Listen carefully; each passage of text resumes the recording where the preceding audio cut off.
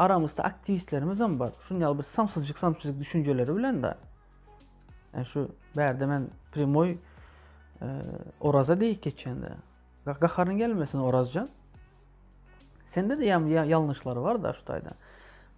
Bira Maksat Bayramıçı başta kapaladın, ondan sonra o sana zayıvit etti, son sesini çıkarmadın, son aradan geçti ve son benim video rolü ettim ve benim video rolüymden son mu kim bilsin ne mi Bayhan sana bir zatlar etti mi, aşağına ot mu yaktı ne etti, son çıkıp yine başladın baz yine sövüp yine ne edip düşündük bilen mi? Ve sana bir yine hayışım var da Orazcan, eğer bu videonu göreysen gürleşen vaktinde şu İslam dinini, Müslümanlığı gatıkken gorcalap, kaldırıp gürleyen de. Şunu eden vaktinde sen ekstremizme çekelep biliyerler.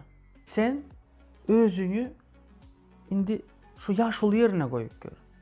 Özünem yaşlı bolursun. Gün gelir, vakt gelir, yıl gelir ve sana da özün yağlı bir sumok çıkıp şonyalı gürlese, şonyalı sövse yakar mı? Şunun için berden sana edecek hayışım şu. Gürleme değil o.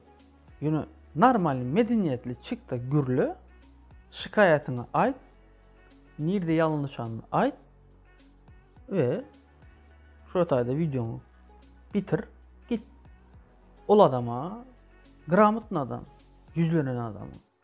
Maksat Bayramıç. Ha, var.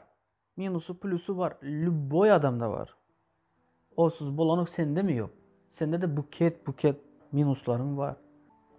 Ve hiçbir zaman birinin rolü bolma. Yani Türkmencesini bilemem, Rusçası rol da, Türkçesi de dümen değil ya da. Şosu bolma. Seni sağdan da sağa gitme, çepeden de çepe gitme. Sen özün bol. Hadi yine de şu video nedenimden sonra benim tarafıma da belki sövüp çıkarsın. Çık. Mesele de. Yani etsen de yine de özün et yani dostum. Yine de özün et yani.